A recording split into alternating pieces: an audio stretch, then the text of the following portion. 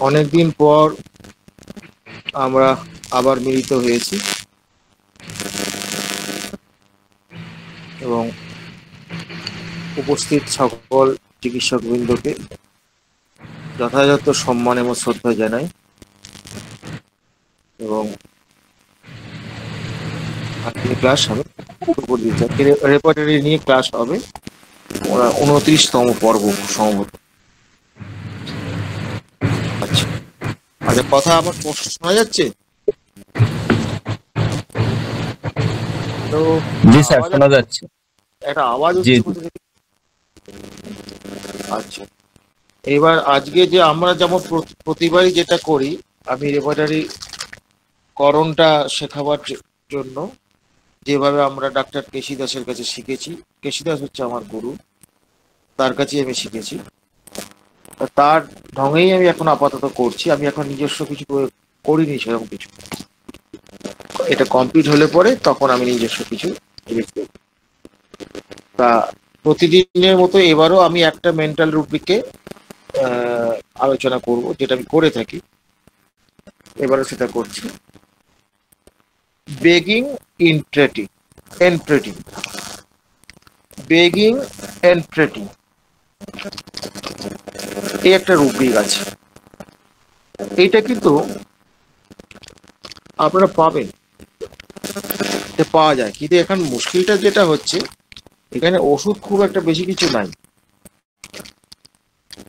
যার জন্য অনেক সময় বড় বড় উইলের সিমটমগুলো কভার করে যায়, তখন এই সিমটমগুলোকে আর বিশেষ কাজে লাগানো যায় না, এরকম একটা ব্যাপার। এই যে কি বলবো, কেন্টের কেন্টের বইয়ে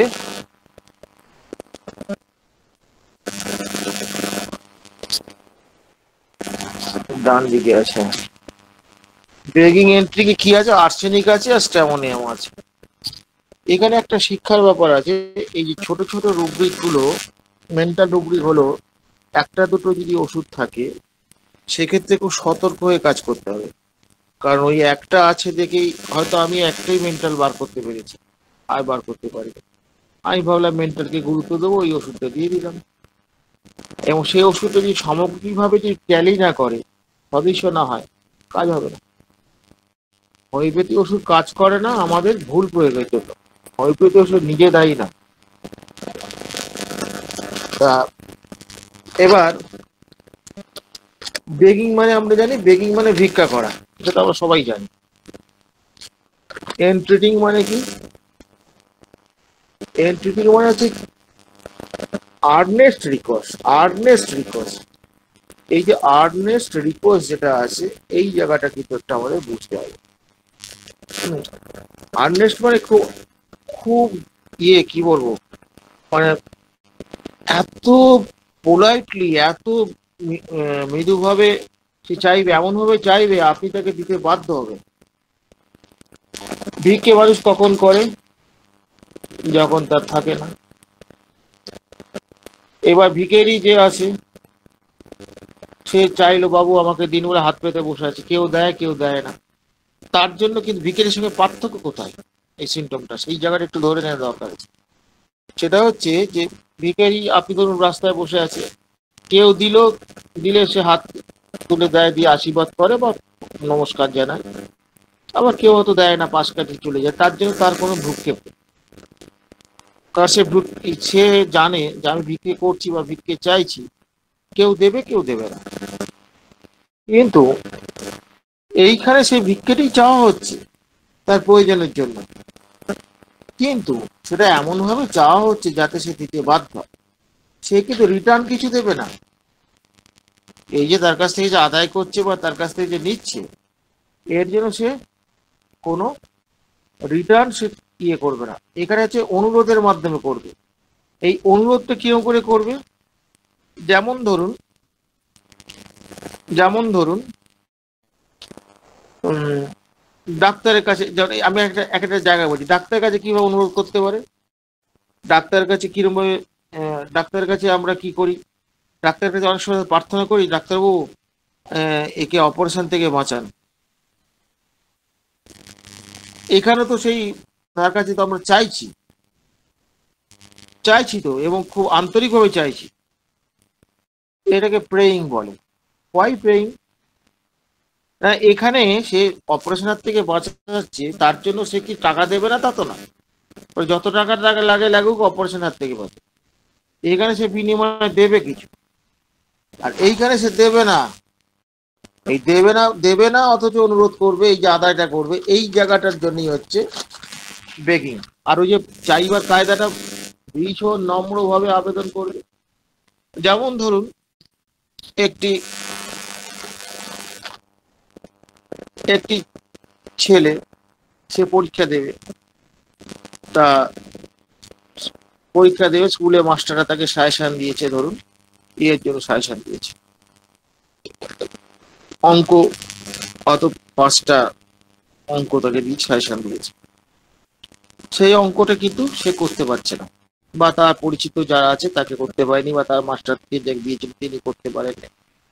তখন সে কি করলো, ওদের গ্রামে একজন কলেজের প্রফেসর আছে ধরুন, সে হচ্ছে অঙ্কের মাস্টার, তার কাছে গেল। তার কাছে এমনি যায় না কিন্তু, স্যারকে গিয়ে বলো, স্যার আমি অমুক, আমি এই জায়গায় থাকি, তো কি দরকার বলো, ওরা আমাকে একটু অঙ্ক, না আমার তো এখন সময় নেই, না স্যার একটু বুঝুন স্যার, আমার সামনে পরীক্ষা স্যার, একটু দয়া করে আমাকে স্যার একটু এটা করে দিন। এই হ্যাঁ, আমি পারছি না, আমার মাস্টার মশাই পারছে না স্যার, আপনি না করে দিলে কি করবে, আপনি কলেজে আপনি পারবেন সেই আশা করি আপনার কাছে এসেছি। তাকে খুব পোলাইট তাকে ইয়ে করলো, বা গিয়ে একটা প্রণামও করে নিল। এত নম্রভাবে কাতরভাবে তার কাছে আবেদন করবে, এই যে নম্রভাবে কাতরভাবে, দিস ইজ এন্ট্রি। তার মানে কি, এই যে রিকোয়েস্টটা, আবার রিকোয়েস্টটা কেমন, আর্জেন্ট রিকোয়েস্ট। এখন রিকোয়েস্ট করলাম, ঠিক আছে আপনি সময় মতন করে রেখে দেবেন, ব্যাপারটা এরকম নয়। তখনই দিলে ভালো হয়, কি বড় জোর পরের বেলা, হ্যাঁ আমার তো সামনে পরীক্ষা, আপনি না দিলে আমি কি করে করবো, আরো তো অনেক সাবজেক্ট আছে। স্যাররা তো বলে, দেখি কবে সময় পেলে আমি করে রাখবো, না স্যার একটু প্লিজ দয়া করে করে দেন, আমার তো বুঝতে পারছেন অমুক দিন পরীক্ষা, অন্যান্য সাবজেক্ট পড়তে হবে, আপনি যদি এই বেলা না পারেন তাহলে ও বেলা। তার মানে কেউ নিজের শর্তে তাকে রাজি করাবে। এই যে জায়গাটা, যেটা এই যে তার এই যে অন্যয় বিনয় করে এই যে এটা করলো, এই যে তার কাছে সে রিকোয়েস্ট করলো, এবং সে রিকোয়েস্টটা কি ধরনের, ফ্রিতে, তাকে সে কিছু পয়সা দেবে এরকম ব্যাপারটা নয়, যে মাস্টার করে দেবে তাকে একটা গিফট দেবে, ইয়ে দেবে, এরকম ব্যাপারটা নয় কিন্তু। হ্যাঁ, আবার এটা ধান্দাবাজিও বলা যাবে না, ধান্দাবাজিও বলা যাবে না। হ্যাঁ, তো ধান্দাবাজি হলে তো ধান্দাবাজিটা কি করে বোঝা যাবে? ধান্দাবাজ কি স্যারের কাছে কি কথা বলবেন? সে গিয়ে ঠিক কথার ল্যাঙ্গুয়েজ গুলো দেখুন, স্যার আমাদের স্কুলে এরকম দিয়েছে, আমার মা শশী পারেননি, তো তারপরে আমি অমুকের কাছে শুনলাম আপনি অমুকে, এই এলাকায় আপনার চেয়ে তো জ্ঞানী লোক কেউ নেই অঙ্কে, হ্যাঁ, এবং আপনি, আমি সেই সেই বিশ্বাসে আপনার কাছে এসেছি, হ্যাঁ আপনার কাছে আমি নিশ্চয়ই সমাধান পাবো। মানে এই এই যে তাকে একটু মানে অয়েলিং করা, এই যে অয়েলিং করা, ইয়ে করা, এই দেখো আর্নেস্ট রিকোয়েস্টের মধ্যে কিন্তু অনুনয় বিনয় থাকে এবং নম্রতা থাকে, আর অয়েলিং এর মধ্যে ওই ব্যাপারটা থাকে না। অয়েলিং এর মধ্যে কিন্তু এই যে ছোট্ট সূক্ষ্ম পার্থক্যগুলো, এইগুলো কিন্তু পেশেন্টকে বলতে দিলে, বা পেশেন্ট কিভাবে আদায় করে সেটা তার বলতে বললে আপনি পেয়ে যাবেন এগুলো। আমি আপনাদেরকে কি শেখাবো, পেশেন্ট আপনাকে শেখাবে যদি পেশেন্টকে সময় দেয়। একটা কথা মনে, আমরা মুখে বলি we treat the patient not the disease, আর বাস্তবে আমরা কি দেখতে পাই, we treat the disease not the patient. আবার আরো মজার ব্যাপার আছে, হ্যাঁ হ্যাঁ এই রোগের চিকিৎসা হোমিওপ্যাথিতে সারবে কি, এই রোগের চিকিৎসা হোমিওপ্যাথি চিকিৎসা, অমুক রোগের হোমিওপ্যাথি চিকিৎসা। আরে ঘোড়ার ডিম, ওই রোগের নাম ধরে তুমি কি চিকিৎসা করবে? ওইভাবে তো চিকিৎসা হোমিওপ্যাথিতে হবে না, সম্ভব নয়। এবার যদি একাধিক রোগ থাকে তাহলে একাধিক চিকিৎসা করতে হবে তো নাকি? এইসব এই গল্পগুলো আসছে কোথা থেকে, যে মেটেরিয়ালিস্টিক ভিউ। আমরা আমরা প্র্যাকটিক্যালি প্র্যাকটিস অফ মেডিসিন আমাদের দরকার, প্যাথোলজি দরকার আছে, কিন্তু কতটুকু দরকার, কতটুকু আমাদের পক্ষে সহনীয়, হ্যাঁ সেটা এলডিএল না এইচডিএল সেটা তো আমাকে বুঝতে হবে। সব এলডিএল হয়ে যাচ্ছে, একদম ক্ষতি এই যে জায়গাটা, এই জায়গাটা থেকে আমরা বেরিয়ে আসতে পারছি না, অনেকেই বেরিয়ে আসতে পারছি না। খুব দুর্ভাগ্যের বিষয় যেটা হচ্ছে কি, যে যারা এইসব সাবজেক্টের উপর বিশাল দখল পণ্ডিত আমাদের হোমিও সমাজে অনেকেই আছেন, তাদের পাণ্ডিত্য নিয়ে কোনো সন্দেহ করার নেই, এবং তারা মানে যে কোনো অ্যালোপ্যাথি চিকিৎসকের সঙ্গে পাল্লা দিয়ে আহ, আলোচনা করবার যোগ্যতা রাখে, তারা সত্যি শ্রদ্ধার যোগ্য। কিন্তু হোমিওপ্যাথি হিসেবে কি করে, যদি উঁকি মারেন আড়ালে, তাহলে বুঝতে পারে কি গন্ডগোলটা কোথায়। হোমিওপ্যাথি বোঝাতে এত সোজা না, হোমিওপ্যাথি বোঝাটা এত সোজা না, হোমিওপ্যাথি অনেক কঠিন জিনিস, কঠিন জিনিস বলেই তো এত গন্ডগোল। তা এরা বড়ই কঠিন জিনিস। আজকে হোমিওপ্যাথি যেটুকু বদনাম, তার জন্য তো দায়ী আমরা। আমরা তো পরিশ্রম না করে বেশি পয়সা কামাতে চাই। যুগটা অবশ্য সাইকোসিসের যুগ, হুম, চাপও থাকে। সেইখানে নীতিকে শক্তিশালী রেখে নিজের পায়ে দাঁড়িয়ে রাখা, দাঁড়িয়ে সৎভাবে রোজগার করা বড়ই কঠিন কাজ, কিন্তু করতে পারলে খুব মজা, এর তৃপ্তি আলাদা। তাহলে দেখুন, তাহলে আমরা এরকম দেখতে পাই, এই অঙ্কের কথাটা বললাম, সামনে আমার পরীক্ষা, আমার না ছবি আঁকতে দিয়েছে স্কুলে, আজকাল দেয় না ওই বাড়ির হোমওয়ার্ক হিসেবে দেয়, বা অনেক সময় প্রজেক্ট হিসেবে দেয়। হ্যাঁ, এই যে দিচ্ছে, তখনও সে কিন্তু যে ছবি আঁকতে পারে তাকে গিয়ে ওই রকম ভাবে ইয়ে করে, তার বিনিময়ে তাকে কিছু দেবে, তা বলতে দিচ্ছে। এই কথাটা বলছেন, স্যার এটা আপনি করে দেবেন, আপনি ছবিটা এঁকে দেবেন, আপনাকে আমি আহ, আপনাকে কত দিতে হবে।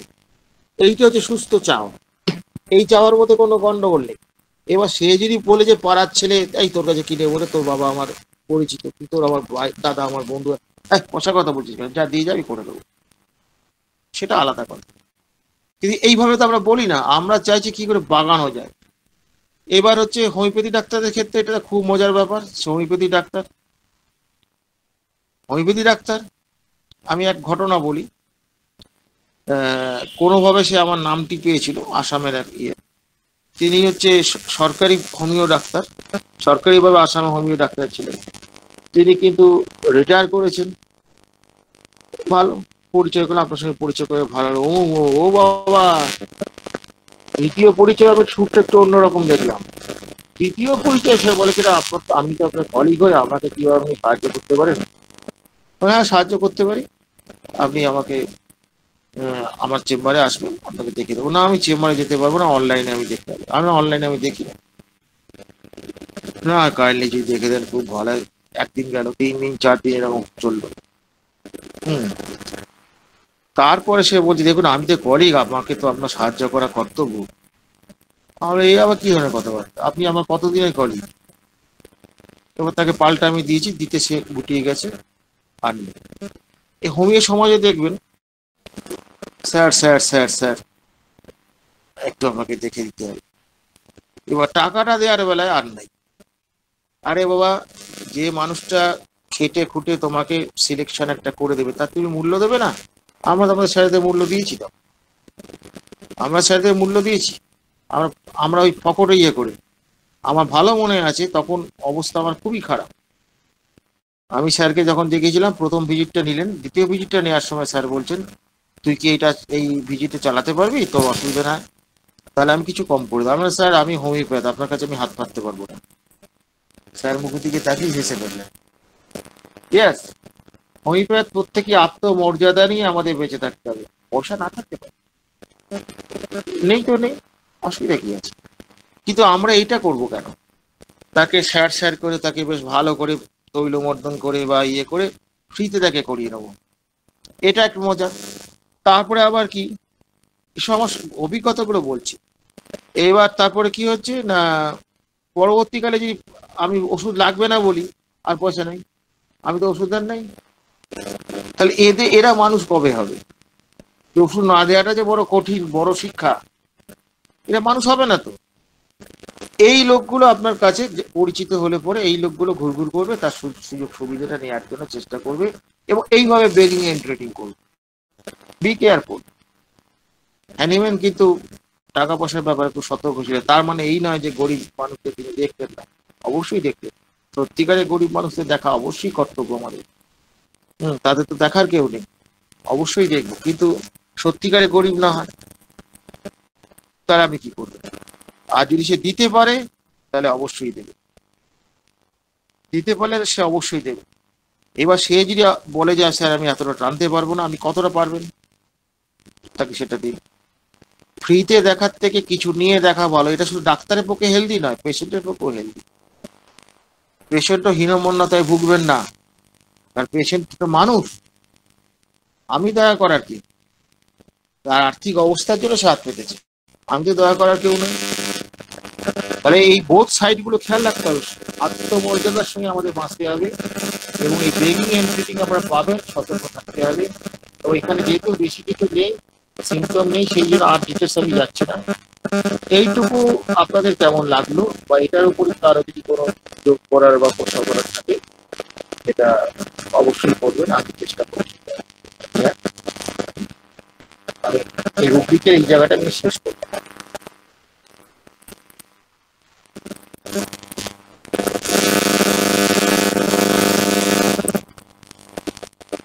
দেখুন কেউ কোনো যোগ করবে কিনা, বা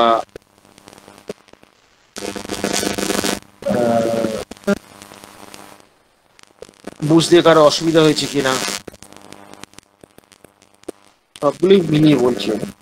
স্যার যে স্যার যে রুব্রিকে বলেছেন স্যার, তার নিচে একটা সাব রুব্রিক আছে, ইন স্লিপ, এটার ব্যাখ্যাটা স্যার একটু যদি করে দিতেন।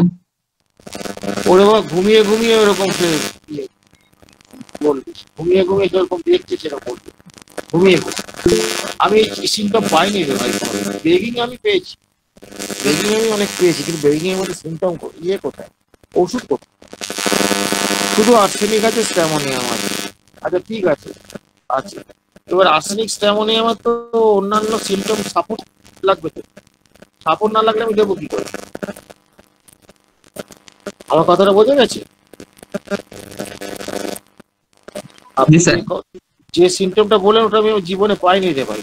আরে বাবা, কি কেনতে লেখা, কেনটা কোথায়, আমি কার সঙ্গে কাজ করবো, কোথা থেকে? সব মনীষী ভাই, এরা হচ্ছে মনীষী, এরা দেখতে পায় না, আমরা দেখতে পাই না। আমার তো সেইটাই বক্তব্য, এনহান্স ইওর অবজারভেশন পাওয়ার, আপনাদের পর্যবেক্ষণ শক্তিটাকে বাড়াতে হবে। কারো উপরে নির্ভর করে নয়, অমুকে এই বলেছে তমুকে এই বলেছে, এই কথাটা নয়। কেউ আপনার পেশেন্ট দেখে দেবে না, আপনার পেশেন্টটা আপনাকেই দেখতে হবে। আপনার যদি অবজারভেশন পাওয়ার, পর্যবেক্ষণ পাওয়ার যদি ডেভেলপ না করে, তাহলে রুগীটাকে ট্যাকেলই করতে পারবেন না, রেকর্ডিংই করতে পারবেন না, রেকর্ডিংই করতে পারবেন না। এবং বারবার একটা কথা বলি, আবার মনে করে দিচ্ছি, বা এটা আমি বলি হ্যানিম্যানের শিক্ষা থেকে বলি, হ্যানিম্যান তো অর্গাননে বহু জায়গায় সিঙ্গেল মেডিসিন বলেই গেছে, আর আমরা সিঙ্গেল করি কজন? ব্যাপারটা এরকমই। সিঙ্গেল মেডিসিনের মজাটা কোথায়? একটা পেশেন্টকে কোনো রকম তার ক্ষতি না করে পেশেন্টকে সার্বিক উন্নতি, তার শারীরিক মানসিক উন্নতি, শুধু তাই নয়, তার পরবর্তী জেনারেশন পর্যন্ত তার উন্নতির প্রভাব পড়বে, যেটা আর কোনো চিকিৎসাতে সম্ভব নয়, একমাত্র হোমিওপ্যাথিতে সম্ভব। অথচ আমরা কিন্তু এইরকম একটা বিজ্ঞানকে অবহেলা করে চলেছি, পড়াশোনা করি না। হ্যাঁ, পড়াশোনা না করে আমরা এইসব কাণ্ড কারখানা করে বেড়াচ্ছি। তার ফলে বোঝাই যাচ্ছে যে আমাদের কিন্তু পড়াশোনাটা করতে হবে। এবং এই যে আলোচনাটা করলাম, এইখান থেকে আপনারা বলুন যে এইটা বুঝতে কারো অসুবিধা হয়েছে কিনা, বা এখানে কারো যোগ করার কিছু আছে কিনা। বা আপনারা এটা সম্বন্ধে যদি কোনো প্রশ্ন থাকে প্রশ্ন করতে পারেন, এটা করে তারপর আমি রুব্রিক হান্টিং এ চলে যাব।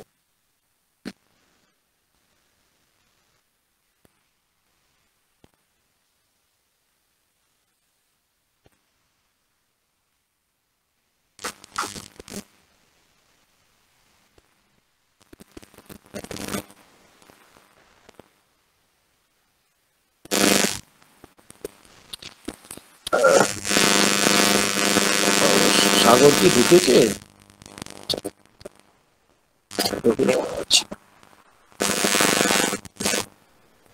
মমিনুল ভাই একটু দেখুন, কেউ যদি না বলে তাহলে পরবর্তীতে চলে যাবো, সবাই বুঝেছে তাহলে ধরে নেবো। স্যার যেটা বলছে সবাই জিজ্ঞাসা করে থাকলে কথা বলুন। বুঝতে পারছেন কিনা? জি স্যার, বুঝতে পেরেছি। পাবেন এগুলো। ঠিক আছে, এবার আমরা রুব্রিক হান্টিং এ চলে যাচ্ছি। এই রুব্রিক হান্টিংটা, এগুলো আমাদের ডক্টর কেশী দাস আমাদের সামনে বসে শিখিয়েছেন। আমরা বছর পর বছর সামনে বসে শিখেছি। হ্যাঁ, কেস রেকর্ডিং হয়েছে, তার ইভালুয়েশন হয়েছে, ইভালুয়েশনের পর ওষুধ দেওয়া হয়েছে, পরবর্তীকালে ফলো আপও আমরা দেখেছি। এইভাবে আমরা শিখেছি। তা এবং স্যারের যেহেতু স্যার পুরনো মানুষ, তো আমরা যে ভাষাটা বাংলায় বলি তার বাংলাটা একটু পুরনো হওয়ার জন্য একটু একটু অন্য ধরনের। আবার আমরা যে বাংলা ভাষাটা বলি, এখনকার জেনারেশনের ছেলেরা যে বাংলাটা বলে, এই বাংলাটা অনেক সহজ। আমরা ওদের থেকে একটু বাংলাটা কঠিন বলি। এটা হবে, ভাষার নিয়মই তাই। তা স্যারের ভাষার মধ্যে কিছু কিছু এরকম একটু কঠিন আছে, আমাদের কঠিন কখনো মনে হয়নি,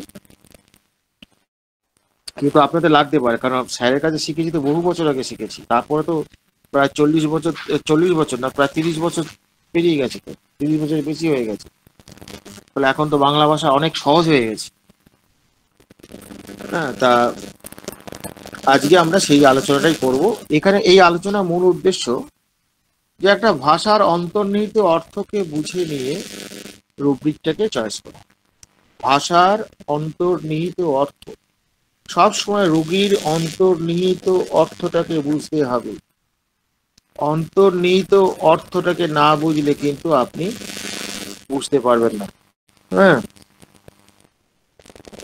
এইটা আমাদের মাথায় রাখতে হবে।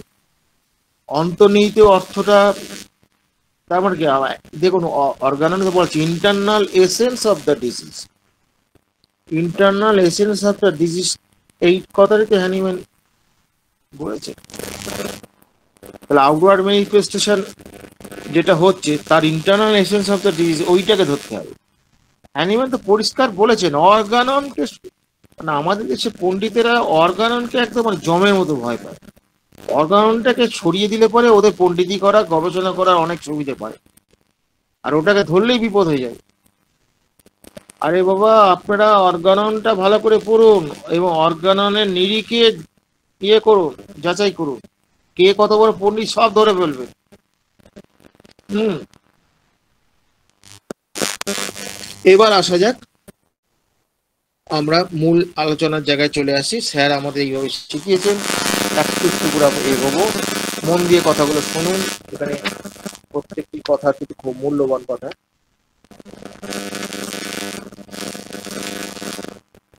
আমি কিছু কিছু ক্ষেত্রে ভাষাকে একটু সহজ করে দেওয়ার চেষ্টা করেছি।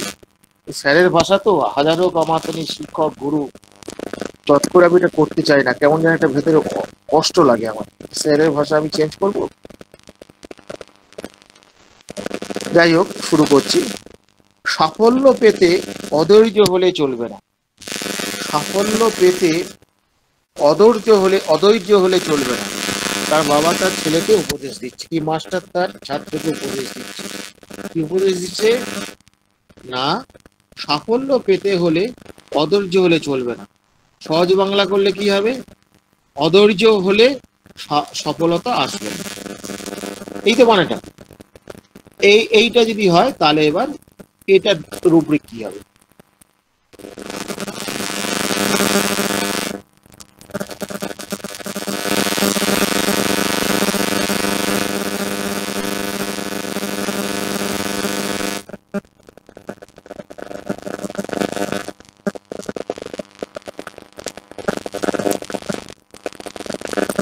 Anyone?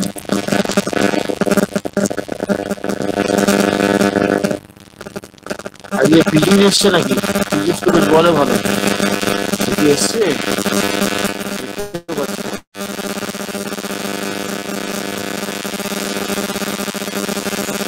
আর আপনার ওখান থেকে কি সাউন্ডের সমস্যা হচ্ছে? একটু শব্দ হচ্ছে মনে হয়, একটু বের হয়ে আবার ক্লাসে ঢোকেন তো স্যার।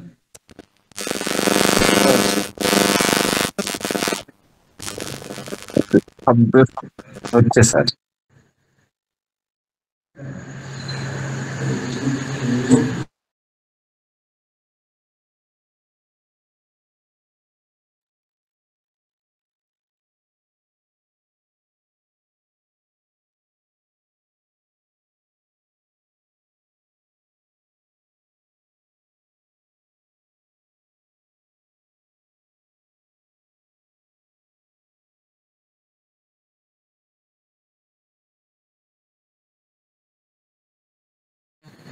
জি স্যার, এবার শব্দ হচ্ছে না।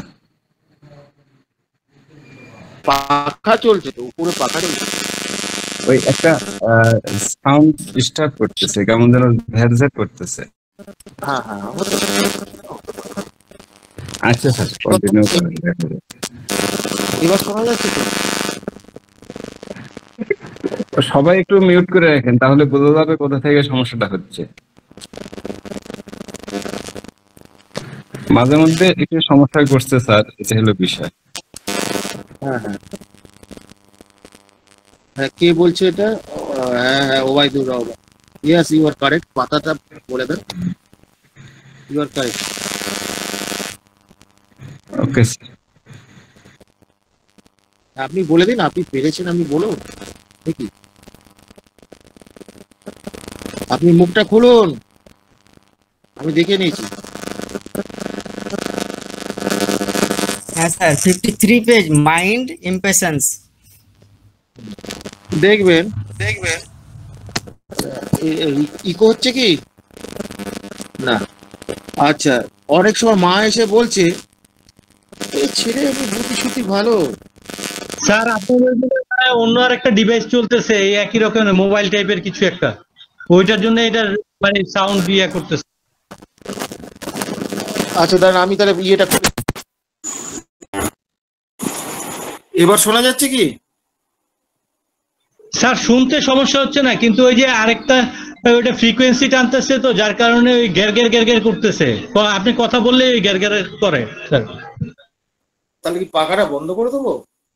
দেখতে এটা স্যার পাখার প্রবলেম না, আমার মনে হয় যেই যেই ডিভাইস গুলো আপনার ধরেন যে মোবাইলের মতন কোনো ডিভাইস থাকলে, কিংবা ধরেন ওই জায়গায় যদি আপনি টিভি চলে কিংবা কিছু একটা চলে, ওই টাইপের জিনিসগুলো এটা ডিস্টার্ব করে স্যার।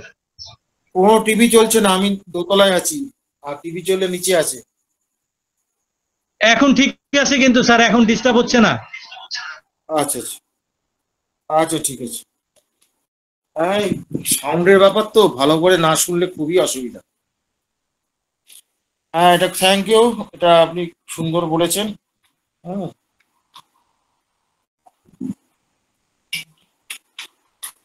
দেখবেন মা বলে ছেলে আমার খুব দুষ্টু। জানেন তো, বুদ্ধি শুদ্ধি আছে, কিন্তু ধৈর্য বলে কিছু নাই। সব সময় চঞ্চল। সব সময় চঞ্চল বললে এবার আপনি চঞ্চলের কথাটা ভাবছেন। হ্যাঁ, সব সময় এই যে চঞ্চল ভাবছেন, এইবার এই ব্যাপারটা কি? অ্যাকচুয়ালি তার চঞ্চলতা একটা অন্য জিনিস, চেঞ্জেবল মুড। হ্যাঁ, এটা অন্য জিনিস। কিন্তু সে মায়ের কথাটাকে খেয়াল করুন, তার ক্ষমতা আছে, কিন্তু তার এই স্বভাবের জন্য সে পারছে না। একটু কোয়ারি করলে ধরতে পারবেন, তখন হি ইজ ইমপেশেন্ট। তার ধৈর্য নেই, কোনো কিছুতে আমার ধৈর্য নেই, এরকম ধৈর্য নেই আমার, এই কথা কিন্তু পেশেন্ট বড়রা অনেক সময় পট করে বলেও বলে। বলে ফেললে লিখে ফেলবেন না। এখন সে কি ভেবে ধৈর্য নেই বলছে সেটা তো বুঝতে হবে তার কথাটা, কারণ এখানে লিখে ফেললেই তো হবে না, ওষুধটা তো ঠিক লাগাতে হবে। ফলে এইটা একটা ইমপেশেন্ট হলো। এবার বলছে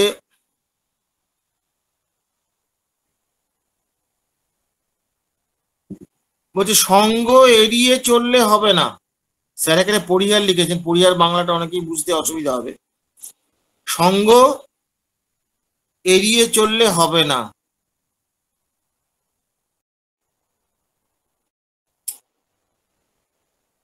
ও সরি সরি, একটু ভুল হয়ে গেছে, আমার ভুল হয়ে গেছে, আমি ক্ষমা চাইছি।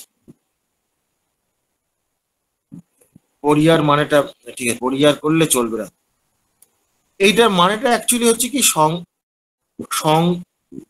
সঙ্গ পরিহার মানে কি এড়িয়ে চলা বা না করা, এরকম করলে চলবে না। তার মানে এটার ইনার মিনিংটা হচ্ছে যে সঙ্গ করতে হবে, সঙ্গ পছন্দ করছে না, এইটা ধরতে হবে। সঙ্গ পরিহার করে চললে হবে না। পরিহার খুব ভালো বাংলা একটা, আগেকার ইয়েতে এসব ছিল। পরিহার করে চলার, তো পরিহার মানে কি এড়িয়ে চলা বা না করা, না করলে চলবে না। হ্যাঁ, যেমন নেভার দিয়ে না যদি বলেন তার মানে হচ্ছে ইয়াস হয়ে যাচ্ছে, তেমনি এই ক্ষেত্রে ব্যাপারটা কিরকম হচ্ছে, এখানে তার মানেটা কি দাঁড়াচ্ছে, যে তার কোম্পানি পছন্দ নয়, এই অর্থে বলতে চাইছি। সঙ্গ পরিহার করে চললে হবে না, তার মানে কি তোমাকে সঙ্গ পরিহার করলে চলে হবে, তার মানেটা কি হচ্ছে সঙ্গ তোমার অপছন্দ। আরো সোজা বাংলা বলি, সঙ্গ তোমার অপছন্দ। সঙ্গ অপছন্দ যদি আমার হয়, এই অনেক পেশেন্ট ভুল বলে যে হচ্ছে, আমি ভুল হচ্ছে। এই দুটো হ্যাঁ? নেগেটিভে পজিটিভ, মানে এড়িয়ে চললে হবে না মানে সঙ্গে চাইছে, ওটা ভালো করে বলছে। ওটা চাইছে, কিন্তু স্যার তো এখানে ওইভাবে করে নাই, কিন্তু এখানে ওই জন্যই কথাটা নিয়ে আমার একটু কনফিউশন ছিল। স্যারের মানেটা ওই অনুযায়ী তো ডিজায়ার কোম্পানি হওয়ার কথা ছিল। হ্যাঁ তাই তো হয়, এড়িয়ে তাই তো চললে হওয়ার হবে না, কথা। দুটো নেগেটিভে পজিটিভ হয় না। হ্যাঁ তাই তো হয়, সেটাই তো হয়, হ্যাঁ। সেটাই তো আমার কনফিউশন হচ্ছে। এখানে কিন্তু স্যার ওটা করেন নাই, তার মানে এখানে লেখার মধ্যে একটা কিছু গন্ডগোল হয়েছে ছাপানোর মধ্যে, বুঝলি তো? আমি হ্যাঁ তো বইটা সেইটা থেকে হতে পারে, বলছি। সেইটা হতে হ্যাঁ, না, কারণ ওটা কপি করলে ঠিক আছে। কারণ পরিহার করা তো ওটা হলে তো হবে না, মানেটা আমার নিজেই কনফিউজ হয়ে যাচ্ছে এই জায়গাটা। থ্যাংক ইউ, তুই পার্থ বললি তো? হ্যাঁ হ্যাঁ, ওটা আরে আমি ঢুকতে পারছিলাম না, একবারে সেই এত নেটের সমস্যা আর বলিস না, ঢুকতেই হ্যাঁ। পারছিলাম না। আচ্ছা, খুব সোজা কথা বলছি, আমরা আমরা তো পেশেন্টকে জিজ্ঞেস করে পাই, সঙ্গী পছন্দ অপছন্দ জিজ্ঞেস করি তো। অনেক পেশেন্টই বলে না আমার সেরকম, আমি অত পছন্দ করি না, আমার একা থাকতেই ভালো, আমি একা থাকতে পছন্দ করি, এরকম বলে তো অনেকেই।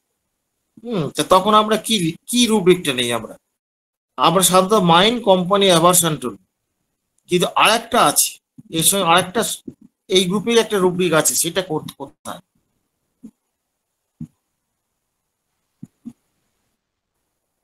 ওখানেই আছে, এর আশেপাশে আছে। আমি সঙ্গ পছন্দ করি না, এটা চোখ বুঝে সবাই বলে দেবে, মাইন্ড কোম্পানি অ্যাভারশন টু, সবাই চোখ বুঝে বলে দেবে। কিন্তু এর সঙ্গে আরেকটা যোগ করা যেতে পারে, কি দিয়ে? ওই কাছাকাছি রুব্রিক, একই মানে বোঝাবে, সেটা যোগ করতে পারবেন কেউ?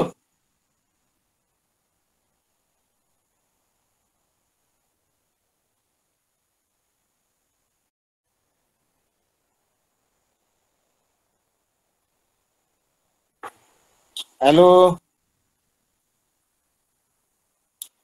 কেউ যোগ করতে পারবেন? না স্যার, করতে পারছি না। আছে আছে, মাইন্ডের আন্ডারে দেখুন, অ্যাভারশনের আন্ডারে চলে যান, ওখানে ফ্রেন্ড টু আছে দেখুন। এগুলো সব কোলাটারাল রুব্রিক থাকে, ছড়িয়ে ছিটিয়ে থাকে, এগুলোকে এক জায়গায় করতে হবে। যদি নতুন কোনো সিমটম থাকে, নতুন কোনো ওষুধ থাকে, তাহলে ওটা যোগ করে নিতে হবে। দেখুন ওখানে আছে, এটা কত পাতা, 9 পাতায়, 9 নম্বর পাতায় আছে। আচ্ছা, এরপরে আমরা চলে আসছি, হ্যাঁ, প্রতি কথায় মতবিরোধের স্বভাব ত্যাগ করতে হবে। এইটা একটা কিন্তু দারুণ পয়েন্ট। প্রতি কথায় মতবিরোধের স্বভাব, অনেকেই বিরোধিতা করার একটা স্বভাব থাকে, এটা স্বভাবই হচ্ছে বিরোধিতা করা, এবং গন্ডগোল লাগবে। তা প্রতি কথায় সে কি করছে না, মতবিরোধ করছে, তার মানে বিরোধিতা করছে, মতবিরোধ করছে, এই স্বভাবটা ত্যাগ করতে, এটা ভালো স্বভাব না। আর একজন একটা কথা বলছে, সেই কথাটাকে আমাকে বুঝতে হবে তো, সে কেন বলছে, কোন পরিপ্রেক্ষিতে বলছে, হ্যাঁ, সেই সব বিচার বিবেচনা করে তারপরে রিয়াক্ট করতে হবে, তা নয়। তার তার কাজই হচ্ছে তার মানে বিরোধিতা করা, দ্যাট মিনস তার মতের বিরোধী কথাবার্তা বলা, মতের বিরোধী চলা। এখন এটা বাবা ছেলের ক্ষেত্রে ঘটনাটা অতটা গুরুত্বপূর্ণ না হলেও, কিন্তু সামাজিকভাবে সব দিক থেকে এই ধরনের ঘটনা ঘটলে তো খুবই অসুবিধার ব্যাপার, তাই নয় কি? এই যে মতবিরোধ করার যে একটা প্রবণতা অনেকের মধ্যে আছে, এইটা কিন্তু আপনারা পাবেন। পেশেন্ট স্বীকার করে, পেশেন্ট ডাইরেক্ট স্বীকার করবেন, এটা পেশেন্ট অ্যাটেন্ডেন্ট যারা তারা বলবে। ওদের ওর স্বভাব হচ্ছে কি জানেন তো, ওই লোকের সঙ্গে ঝামেলা করা। কিরকম করা, ও একটা কিছু বললো, ওটা ওর পছন্দ হলো না, উল্টে আবার অন্য একটা কিছু ও বলে দিল, ঠিক ওর উল্টোটা বলে দিল, কি ওটার বিরোধিতা করলো, ওইটার বিরুদ্ধে বললো। কি দরকার আছে সব জায়গায় ওইসব কথা বলার? ও বলছে বলুক না, চুপচাপ থাকলেই তো ঝামেলা মিটে যায়। আর আমার অত ঝামেলায় জড়াবার কি আছে? তার স্ত্রী বলছে কি, অনেক সময় দেখা যাচ্ছে স্বামী তার বলছে স্ত্রী সম্পর্কে, সব কথা ওরকম ধরলে হবে, সব কথা ওরকম ইয়ে করলে হবে? তাহলে এই যে ব্যাপারটা যেটা আছে, এইরকম কিন্তু আমরা পাবো পেশেন্টের মধ্যে, এটা খুবই পাওয়া যায়। তা এটা কি রুব্রিক হবে?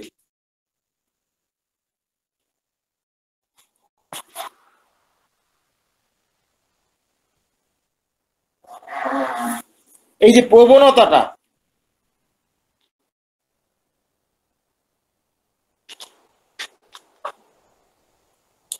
শুনতে পাওয়া যাচ্ছে? মতবিরোধ করার প্রবণতা যেটা, সেটাকে বলছি।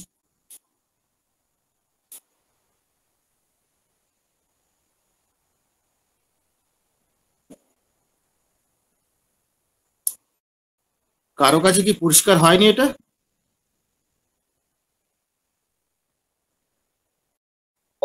স্যার এটা কি কন্ট্রারি?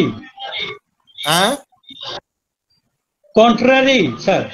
না, কন্ট্রারি মানে তো অন্য কথা, কন্ট্রারি তো অন্য জিনিস, বিপরীত কথা না, বলবো। কন্ট্রাডিক ডিসপোজিশন টু স্যার, কোনটা হবে? ও ডিসপোজিশন টুটাই হবে। Contradiction disposition two sir. হ্যাঁ হ্যাঁ, কন্ট্রারি মানে বিপরীত ইয়ে করা, সেটা তো অন্য জিনিস, খুব কাছাকাছি এগুলো।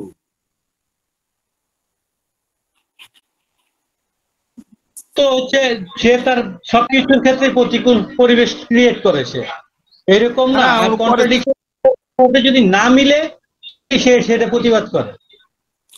আর অন্যায় কথার প্রতিবাদ করা অন্য জিনিস, আর তার স্বভাব হচ্ছে ইয়ে মতবিরোধ করা। Disposition two, contradict disposition two, এটা তো হচ্ছে গিয়ে তার বিহেভিয়ারের একটা পার্ট। ধরেন যে আপনি একটা কথা বললেন, এই যে আপনি বললেন, আমি আপনার এই কথাটা মানে প্রত্যেকটা কথাতে আমি আর্গুমেন্ট তৈরি করব যে না এরকম না। Yes, yes. এইরকম ব্যাপারটা অনেক আছে। ডাক্তারের সঙ্গে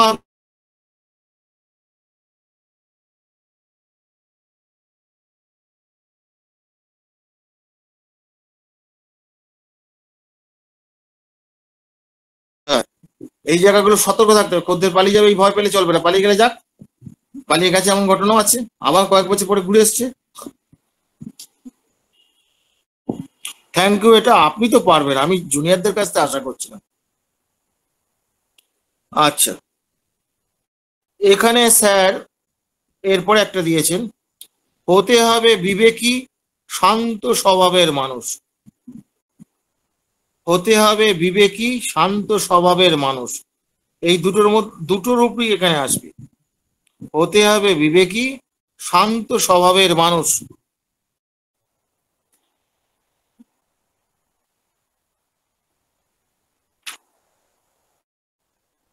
এনিওয়ান?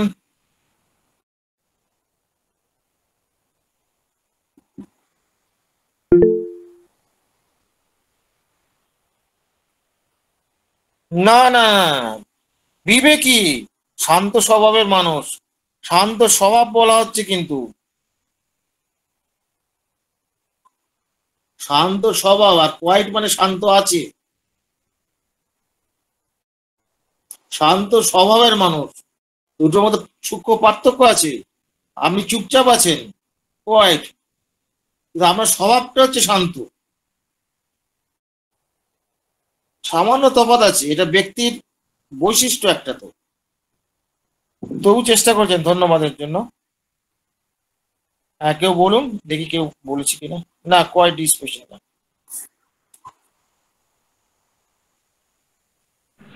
কনসেনসুয়াস। হ্যাঁ, কনসেনসিয়াস। কনসেনসিয়াস মানে বিবেকী। এই বিবেকীটা একটু একটু গল্পটা একটু বলে দিই, কিভাবে শিখলাম। এটা আমার জীবনে একটা খুব অসাধারণ ঘটনা আর কি। একজন ভদ্রলোক, বেশ সুদর্শন ভদ্রলোক, তার ঘুম হয় না, ঘুমের ডিস্টারবেন্স আছে, পেটের গন্ডগোল আছে ইত্যাদি। সে কন্ট্রাক্টরই করে, রোড কন্ট্রাক্টর। রোড কন্ট্রাক্টর তা এই গল্পগুলো শুনতে হবে। পেশেন্টের জার্নিটা যদি আপনারা না বোঝেন, তাহলে সিমটমের পেশেন্ট যখন তার সিমটম গুলো বলবে বা রোগের কথা বলবে যখন, তখন আপনি কিন্তু প্রপার সিমটমটাকে পিক আপ করতে পারবেন না, তুলতেই পারবেন না আপনি। আমি শুধু ওই বললো টুক করে লিখে নেই, ওই লেখা দিয়ে কিছু হবে না। প্রপার সিমটম তুলতে গেলে খুব বুঝে করতে হয়। তো স্যারের এই গল্পটা বলি, এটা আমার মনে গেঁথে আছে বলেই গল্পটা বলছি। কনসিয়েন্সাস কিভাবে আমরা শিখলাম। বর্তমান যুগে তো বিবেকবোধ সম্পন্ন হওয়া তো বড়ই কঠিন, মানে প্রাণও চলে যেতে পারে এরকম ব্যাপার। তবু কিছু লোক আছে পরোয়া করে না, সেটা অন্য কথা। কিন্তু স্যারের এই গল্পটা যেটা হচ্ছে, সেটা হচ্ছে যে ভদ্রলোক তার ট্রাভেলস নিয়ে এসছে, তার ঘুমের ডিস্টার্বেন্স বহুদিন ধরেই চলছে ইত্যাদি ইত্যাদি, কিছু তার পেশারও কিছু গন্ডগোল আছে ইত্যাদি ইত্যাদি, এসছেন ভদ্রলোক। তো তাকে যে স্বামী স্ত্রী সম্পর্ক, তখন তার স্ত্রী বলছে, স্যার ওর মতো মানুষ হয় না, ও এত ভালো মানুষ, আমি চিন্তা করতাম না। আশেপাশের লোক ওকে এত সম্মান করে, প্রত্যেকের বিপদে ঝাঁপিয়ে পড়ে, অমুক তমুক ইত্যাদি ইত্যাদি সব। ওর মাথা গন্ডগোল একটা আমার সঙ্গে লেগেছে। ও বলছে আমি কন্ট্রাক্টের লাইন আমি ছেড়ে দেবো, ছেড়ে দিয়ে আমি একটা স্টেশনারি দোকান করে ইয়ে করবো। তো তখন ওর স্ত্রী বলছে যে আমাদের এই যে স্বাচ্ছন্দ্য, স্টেশনারি দোকান করে সেই স্বাচ্ছন্দ্য তো আসবে না। স্ত্রীর ভূমিকাটা দেখে গেল, স্বাচ্ছন্দ্য তো আসবে না। তারপর ছেলে এখন মানে তখনকার বাজারে ইংলিশ মিডিয়ামে পড়তো, ভালো ইয়ে করতো, তাদের খরচা আছে, ভালো রাখতে গেলে তো টাকা রোজগার দরকার, ইত্যাদি ইত্যাদি এই বলছে। কিন্তু ও ওইটা নিয়ে ইয়ে করছে। তারপর শেষ পর্যন্ত এরকম ইয়ে না হতে তখন আমাকে বললো ঠিক আছে, আমি না ওটা ইয়ে দিয়ে দেবো, আমার এক বন্ধুকে ভাড়া দিয়ে দেবো, আমি মাসে মাসে কিছু টাকা পাবো, আমি ওই কাজ করবো না, আমি দোকান করব। এই নিয়ে তাদের মধ্যে অশান্তি, এবং হোল ফ্যামিলি তার এগেনস্টে, শুধু স্ত্রী না, তার বাবা অমুক তমুক, তুই এইটা এই লাইনে কষ্ট করে দাঁড়িয়েছিস, সম্মানের সঙ্গে ইয়ে করে, তুই কেন এটা করবি না। এইবার স্যার তখন ভদ্রলোককে তখন বলছেন ইয়ে করতে করতে, তখন ভদ্রলোক স্যারকে বলছে, স্যার দেখুন এই লাইনে কন্ট্রাক্টরি করতে গেলে বিভিন্ন লোকে ঘুষ দিতে হয়। দেখুন ঘুষ দিয়ে এই চোরগুলোকে আমাকে স্যার স্যার করতে হয়। এটা যে কি বিবেকের দংশন, এটা যে কি কষ্ট, এই কষ্টটা থেকেই বাঁচবার জন্য আমি এটা ছাড়তে চাইছি। এরা কিন্তু বোঝে না, এরা শুধু টাকার কথাটা ভাবছে, স্বাচ্ছন্দ্যের কথা ভাবছে। তখন স্ত্রী বলছে, তুমি তো আমাকে কথাটা খুলে বলো নাই। বলে কি খুলে বলো, আমি আমার ইচ্ছেটা আমার হয়েছে, নিশ্চয়ই ভালো কিছু বুঝেছি, আমি তো তোমাদের দায়িত্ব পালন করবো না এই কথাটা বলছি না। তখন সে বলছি যে আমার কাছে এখন তখনকার বাজারেই 50-60 লাখ টাকা তার আছে, যে আমার কাছে বিভিন্ন ইয়েতে এই আমাদের আলাদা আলাদা অ্যাকাউন্ট করে সব এইসব রাখা আছে, টাকা পয়সার তো অভাব নেই স্যার। আরে বাবা, ডাল ভাত তো জুটে যাবে। এদের এইটাই বোঝাতে পারছে, এরা স্বাচ্ছন্দ্যটাকে বেশি গুরুত্ব দিচ্ছে, ভবিষ্যৎটাকে গুরুত্ব দিচ্ছে, তা আমি যে যন্ত্রণা ভুগছি সেটা গুরুত্ব দিচ্ছে না। তখন স্যার খুব প্রথমে নরম গরম করে তার স্ত্রীকে বেশ ভালোই বোঝালো, বুঝিয়ে টুঝিয়ে সে চলে গেল। তখন চলে গেলে আমাদের স্যার তখন লিখলেন রুব্রিকটা, বলে তোরা কেউ লিখবি না, এটা আমি তোদের জানতে চাইছি কি বলবি, আমরা কে বলতে পারি সবে ঢুকেছি। তখন স্যার বলছি, ইট ইজ কনসিয়েন্সাস, ইট ইজ কনসিয়েন্সাস। এই যে কনসিয়েন্সাস হচ্ছে একটা খুব বর্তমান যুগে একটা সম্পদ। কনসিয়েন্সাস, ছোট উদাহরণ দিই, এক গরিব পেশেন্ট, সে কিন্তু স্যারের কাছে বিনা পয়সা ওষুধ খাবে না। অর্থাৎ তো খেয়াল আছে কিনা জানি না, স্যার 50 পয়সা দিতেন, পকেটে ঢুকিয়ে রাখতেন। এক বুড়ি মতন ছিল, তাকে স্যারকে সে কেষ্ট বলে রাখতেন, নাম ধরে ডাকতেন, তো মনে আছে কিনা জানি না। সে বিনা পয়সায় খাবে না, সে যখন স্যারের 2 টাকা ভিজিট ছিল আর 8 আনা ছিল, এই 2 টাকা ভিজিট দিয়ে তুই ঢুকেছেন, 8 আনা উনি দেবেন, স্যার ওইখানে রেখে দিতেন। আমরা কৌতূহল হতে তো পরে জানতে পারলাম। এই যে মানুষটা, যেটা সি ইজ অলসো কনসিয়েন্সিয়াস, ওনার বাড়িতে কাজ করতেন, উনি ওকে ফ্রিতে দিতে চেয়েছিলেন, উনি ফ্রিতে নেননি। কেন বাবা, আমি কাজ করি, তুমি টাকা দাও, তুমি আমাকে ডাক্তারি করবে, আমি কেন তোমাকে দেবো না? আমি দিতে পারবো। কনসিয়েন্সিয়াস। আর এটাও দেখা যায় যে অনেক গরিব আছে, তার টিকিট না কেটে উঠবে না, টিকিট না কাটতে পারে, গাড়ি ফেল করবে, তবু ভালো, তবু সে কিন্তু টিকিট না কেটে উঠবে না। এই যে মানুষের এই ছোট্ট ছোট্ট জায়গাগুলো কিন্তু আপনারা, হ্যাঁ টিকিট না কেটে উঠবে না, সে টিকিট ধরলে ফাইন করবে, এই বয়সে টিকিট কেটে ওঠে, এটা হলে কিন্তু কোনো সিমটম হবে না। কিন্তু তার নিজের বিবেকে সায়েসে টিকিটটা কেটে ওঠে, এইটা কিন্তু থাকতে হবে। এই ছোট্ট জায়গাগুলো আপনাদের বলে দিচ্ছি কিভাবে ধরবেন। এবং এইটা যদি পান, এই কনসিয়েন্সটা হচ্ছে খুব সুপার গ্রেড রুব্রিক পাবেন। বর্তমান যুগে এগুলো তো বিরল হয়ে গেছে, বর্তমান যুগে তো এগুলো বিরল। খুব ছোট্ট ঘটনার মধ্যে দিয়ে দেখুন এগুলো বেরিয়ে যাবে। আবার কনসিয়েন্স যেমন পাবেন, অ্যাভারিসও পেয়ে যাবেন। পকেটে টাকা আছে, সে টিকিট কাটবে না, এরকম লোকও তো আছে। এরকম কৌশলে বার করতে হয়। তা সেটা আমি অ্যাভারিস আলোচনা করার সময় আমি ডিটেলস বলেছিলাম, ভিডিওতে আছে, শুনতে পাবেন। তো ফলে আমাদেরকে এই ছোট্ট ছোট্ট জায়গাগুলো রুগীকে জিজ্ঞেস করে আমাদের চট করে কথাগুলো বার করে দেয়। কনসিয়েন্স যদি বার করতে পারেন, it is a very high র্যাঙ্কের রুগী, মানে বিশেষত বর্তমানের যুগের পরিপ্রেক্ষিতে। তো আজকে অনেক হয়ে গেল, রাত হয়ে গেছে। এটা নিয়ে কারো কোনো বোঝার থাকলে পরে, না আরেকটা একটু বাকি আছে। শান্ত স্বভাবে বলেছে, মাইন্ড মাইল্ডনেস, শান্ত স্বভাব, ব্যাস হয়ে গেল। আজকে এইটুকুই, আর এগোবো। এবার এইটা নিয়ে কারো কিছু বলার থাকলে বলতে পারে। কনসিয়েন্সটা পাবেন ভাই, এখনো মরে যায়নি মানুষ। বহু মানুষ আছে ভীষণ কনসিয়েন্সিয়াস। আমার জীবনে এমন ঘটনা ঘটেছে, মানে কি বলবো, সে খুব সত্যি খুব গরিব, এবং সে আমার তখন ভিজিট যা ছিল তার 4 ভাগের 1 ভাগ সে দিয়েছে, 4 ভাগের 1 ভাগ দিয়েছে। ওষুধ কি সে সেরে যায়, তার অপারেশন করতে হয় না, অপারেশন করতে হয় না। 6-7 মাস বাদে সে এসে আমাকে একটু মিষ্টিমুখ করেছে, এবং ওই টাকা আমি কার কাছে কিনে সব তার হিসেব আছে, সে পুরো টাকাটা আমাকে দিয়েছে। আপনি দিলেন কেন? আমি এটা নিতে পারবো না। না বাবা, তোমাকে না দিলে হবে না।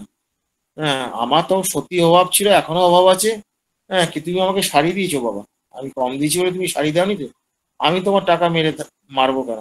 আমি পারিনি বলে বলেছিলাম, কিন্তু আমার এখন খুব ভেতরে ভেতরে কষ্ট হচ্ছে তোমাকে টাকাটা না দেওয়ার জন্য। এত পরিশ্রম করে তুমি আমাকে সারিয়েছো, আমি তো অনেক ডাক্তারের কাছে খুঁজেছি, হসপিটালে ইয়ে করেছি, কোনোভাবে সারেনি। তা সে পুরো টাকা ফেরত দিয়ে গেছে। ঠিক আছে, আমি বললাম কত হিসেব, বলে তো তোমাকে বুঝতে হবে না, বা আমার থেকে অনেক সিনিয়র, আমি তোমাকে হিসেব রেখেছি, তুমি অন্যদের কাছে যা নিতে আমাকে তো এই নিতে। হ্যাঁ, ওইরকম ভাবে আমি হিসেবটা রেখে দিয়েছি, যদি আমি সেরে যাই তোমাকে আমি দেবো। আমি সেরেও গেছি, তো আমি একটু দেরি হলো, কিছু মনে করো না, সেই জন্য তোকে মিষ্টি মুখে। এরাও তো মানুষ, দেখো কত গরিব। হ্যাঁ, কিন্তু দেখা যাচ্ছে কি এখান থেকেও সিমটম আমাদের বেরিয়ে আসছে।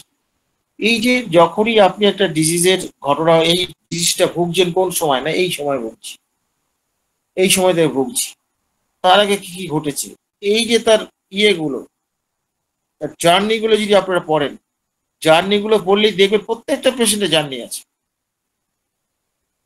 এবং সেখানে ফিলোসফি আছে। এবার জার্নি ধর 2-3টে জার্নি যদি থাকে, স্টেপ বাই স্টেপ আপনাকে অ্যাটাক করতে হবে।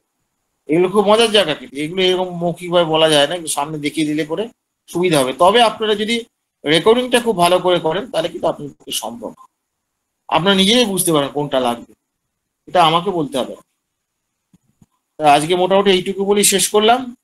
এটার উপরে কারো কোনো যোগ করা থাকলে বা কোনো প্রশ্ন থাকলে আমি অবশ্যই তার প্রশ্নের উত্তর দেব। ধন্যবাদ। স্যার, এখানে অ্যাংজাইটি কনসার্নস অফ যে একটা রুব্রিক আছে, এই দুটোর ভেতরে কি তফাৎ কিছু হচ্ছে? অ্যাংজাইটি কনসিয়েন্সাস অফ কনসিয়েন্সাস অফ বিবেকের মধ্যে তার একটা অ্যাংজাইটি আছে, যদি এরকম আমি এরকম যদি না করতে পারি, কাজটা তো এরকম হওয়া উচিত ছিল কিন্তু এরকম হচ্ছে না, এই যে তার কনসিয়েন্স আছে তার বিবেকের মধ্যে, এইটা হচ্ছে কনসিয়েন্স, এইটা অ্যাংজাইটিটা। আমি এই কাজটা যদি না করতে পারি, যে কাজটা আমি তাকে কথা দিয়েছি, বা দুটো যে কাজটা কিসের আমার একই করা হচ্ছে উচিত, না? দুটো কিসের একই কাজটা, হচ্ছে? হ্যাঁ, দুটো কিসের একই হচ্ছে? না না, অ্যাংজাইটির ক্ষেত্রে তো তার ডিগ্রিটা তো অনেক বেশি হয়ে যাচ্ছে তো। অ্যাংজাইটির মধ্যে একটা আনসার্টেনিটি তো আছে তো, আর এটা তো আনসার্টেনিটির ব্যাপার নয়, এটা তার বিবেক বোধ সম্পন্ন লোক সে। এবার বিবেক বোধ সম্পন্ন বিবেক, যখন বিবেকের ইয়েতে যখন তার অ্যাংজাইটি হবে, তখন ওটা অ্যাংজাইটি পেশেন্টের মধ্যে পাওয়া যায় তো, পেশেন্টের মধ্যে পাওয়া যায় না তা তো নয়। এবং যেমন ধরুন এই পুলিশ ডিপার্টমেন্টে পুলিশ ডিপার্টমেন্টে একটা ঘটনা বলি আপনাকে। এই ডাইরেক্টর জিজ্ঞেস করে যে আপনি ঘুষ খান, তাকে আমি জিজ্ঞেস করলাম যে আপনার চাকরিতে আপনি কতটা সন্তুষ্ট ভাই? বলে দেখুন, চাকরিতে আমি সন্তুষ্ট, যা মাইনে পাই আমার চলে যায় অমুক কিছু। সমস্যাটা কোথায় হয় জানেন স্যার, যে মানুষের কাছে এমন ছ্যাঁচড়ামি করে টাকা পয়সা আদায় করে সেটা আবার ভাগ বাটোয়ারা হয়। এই ভাগ বাটোয়ারাটা হলে পরে সেই ভাগ বাটোয়ারাটা আমি প্রথমে নিতাম না, এখন উপর থেকে অফিসার আমাকে ডেকে আগে দেয়, জানেন তো, আমার অ্যাংজাইটি হয় খুব, এই ডাকলো এই ডাকলো, এটাকে কিভাবে এড়ানো যেতে পারে, ইয়ে করতে পারে, এইরকম অ্যাংজাইটিতে অনেকেই ভোগে। অনেকে আছে যে তার ওই বিবেকের কোন একটা কাজ করে দেবে আপনাকে বলে, হ্যাঁ এই কাজটা আমি করে দেবো, ইয়ে করবো, এটা এইভাবে করতে হবে ইত্যাদি করতে। এবার সে ওইটা নিয়ে অ্যাংজাইটি সে ভুগছে, সে করে দিতে পারবে তো? ওই জায়গায় করতে গেলে বাধা পাবো না তো? ওই জায়গা থেকে থাবড়া মারবে না তো? এই যে ব্যাপারগুলো, এই অ্যাংজাইটিতে যে ভোগা, এখানে অ্যাংজাইটির মধ্যে একটা উদ্বিগ্নতা থাকে, এখানে তো আর এই কনসিয়েন্সের মধ্যে উদ্বিগ্নতার তো ব্যাপারটা কিছু নেই, উদ্বিগ্নতার তো ব্যাপার কিছু নেই এখানে, এটা তো স্বাভাবিক ধর্ম। আমি কি বোঝাতে পেরেছি না, না ভুল হয়ে গেল আমার? পার্থ, হ্যাঁ স্যার, বুঝতে খেয়াল পেরেছি। করেছিস পার্থ ঠিক আমার আছে। কথাগুলো? দেখ তো পেয়েছিস? হ্যাঁ হ্যাঁ হ্যাঁ, ঠিক আছে। আরে অ্যাংজাইটির আন্ডার একটা কনসেনসাস আছে আসলে। এই এই অ্যাংজাইটি কনসাসনেস এর জন্য যে অ্যাংজাইটিটা হয় সেটা ওইটা ধরতে হবে, আর নইলে এটা জেনারেল। এটা ঠিকই বলেছিস। আচ্ছা, এই অমর, এই জেলাসি রুব্রিকটা কি করে বার করা যায় পেশেন্টের কাছে? জেলাসি রুব্রিক, বাচ্চাদের ক্ষেত্রে বার করা যায় খুব সহজেই। হ্যাঁ হ্যাঁ, বড়দের ক্ষেত্রে একটা, যেমন আমরা ধর এই যে ল্যাকেসিস বা অ্যাপিস মেলিফিকার, এদের যে একটা জেলাসি ভাব বোঝা যাচ্ছে, কিন্তু বার করতে গিয়ে কোশ্চেনটা কিরকম ভাবে আমরা সেটা উপস্থাপনা করবো, এইটা একটু। জেলাসির ব্যাপারটা কিরকম হচ্ছে, জেলাসি তার কথার মধ্যে দিয়ে অনেক সময় বেরিয়ে পড়ে, কথার মধ্যে বেরিয়ে পড়ে, এটা সাধারণত অ্যাটেন্ডেন্টের কাছ থেকে ইয়ে করে, এবার অ্যাটেন্ডেন্টরা পরে ও হিংসা করে। এইবার যেমন ধর, বেশিরভাগ ক্ষেত্রে যেটা পাওয়া যায় মহিলাদের মধ্যে, বলে আমার স্ত্রী অমুকে এই শাড়ি কিনেছে, আমাকে এই শাড়ি দিতে হবে, তার দুটি সন্তান আছে, ওই রঙেরই জামা দিতে হবে, ওকে দিয়েছো আমাকে ওই ওই রঙের ওই ওই রকমই দিতে হবে, অন্য রকম দেওয়া যাবে না। এগুলো সবই জেলাসির মধ্যে পড়ছে, এগুলো বলে তো পেশেন্ট। তোকে কি বোঝাবো বল, আমি কি ঠিক পরিষ্কার বলতে পারলাম সেটা তুই বল, তোকে তো বোঝাবার ক্ষমতা আমার নেই। আমার আমার একটা হ্যাঁ? পেশেন্টের কাছে আমি ওই সময়তে একেবারে যেন, মানে কিভাবে যে পেশেন্টের কাছ থেকে বের করবো যেন আমি আর কিছু বুঝতে পারছি না, এটা সমস্যায় পড়েছিলাম আর কি। সেই জন্যে কৌশলটা একটু শেখার ইচ্ছা হচ্ছিল। সেটা কৌশলটা কি জানিস তো, রোগীর কথাবার্তা থেকে ওটা বেরিয়ে আসবে, এটা হঠাৎ করে বানিয়ে বলা আমার পক্ষেও মুশকিল, বুঝলি তো। আমি এগুলো বার করতে পারি তো, তুইও পারিস, কোনো কোনো সময় আটকে যেতে হয়, বুঝলি তো, সবসময় বোঝা যায় না।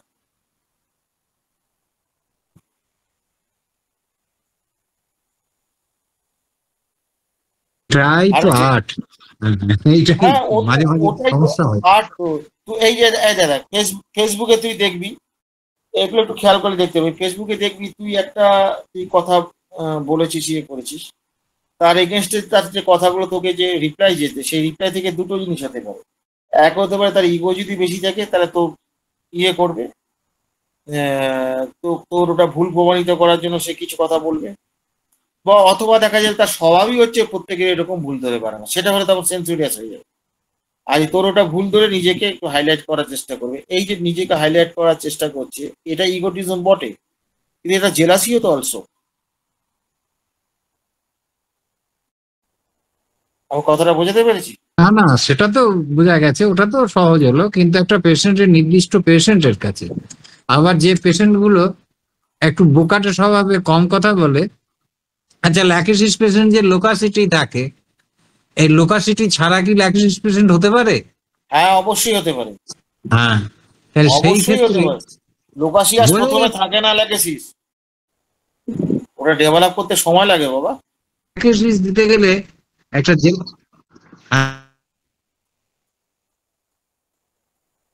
এই কথাটা শুনতে পাওয়া যাচ্ছে মনে না রে? হচ্ছিল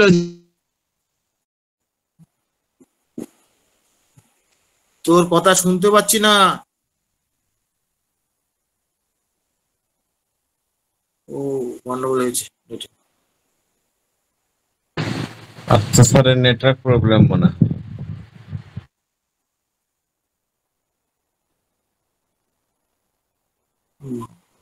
হ্যাঁ ও তো নেটটাই চলে গেছে দেখা যাচ্ছে, আর নেই।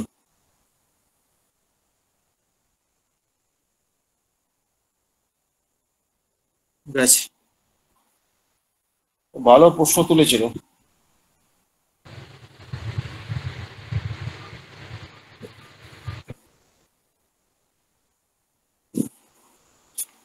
পার্থ স্যার আনমিউট করুন, মিউট করা আছে। যেমন ধর একটা ইয়ে বলছে, ওর মা বলছে, পেশেন্টের মা বলছে, হ্যাঁ বলছে ওর বড্ড হিংসা। আমরা কেমন? এই তো আমরা পাশাপাশি থাকি, তো ওই একটা বাচ্চা আমাকে কাকিমা ডাকে, ও আসে আসে, ওকে যদি কিছু একটা দিই ব্যাস রাগ হয়ে যায়। এটাও কিন্তু জেলাসি, এটাও জেলাসি। কিন্তু দুই বোনের মধ্যে যদি ইয়ে থাকে, ও মিলিয়ে দেখে নেবে যে ওকেও কম সন্দেশ দুটো সন্দেশই একই মাপে আছে কিনা, ভালো করে বুঝে নেবে। এটা হলে পরে তখন ভালো করে না বুঝে সে ইয়ে করে না, ঝামেলা করে, দিস ইজ জেলাসি। আর সেলফিশ হলে কি করবে, সাধারণত ছোটটাকে একটু মানে কি বাদ পাত দিয়ে একটু মগজ ধোলাই করে তার থেকে একটু, নিজেরটা তো খাবেই, সেটা তো দেবে না, ওখান থেকে একটু বাগিয়ে নিল, দিস ইজ সেলফিশনেস। আর আজকাল এই সিনটা মতো উঠে যাচ্ছে রে পার্থ। একটা তো সন্তান, জেলাসি আর সেলফিশনেস দেখবো কোথা থেকে? দেখার রাস্তা তো উঠে যাচ্ছে।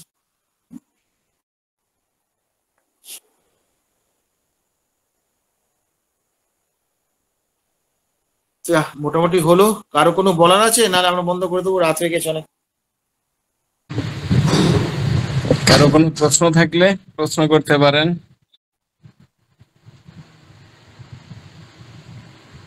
মনে হচ্ছে না স্যার প্রশ্ন আছে কারো। তাহলে আমরা বন্ধ করে দিই।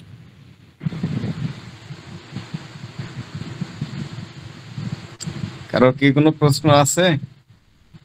না থাকলে আমরা বন্ধ করবো আর কি। ও পার্থ বেরিয়ে গেছিল, পার্থ ওই ওর নেটে গন্ডগোল পার্থ করছে। স্যার তো একবার বের হয়ে গেছেন, নেটের সমস্যা, আবার ঢুকছিলেন।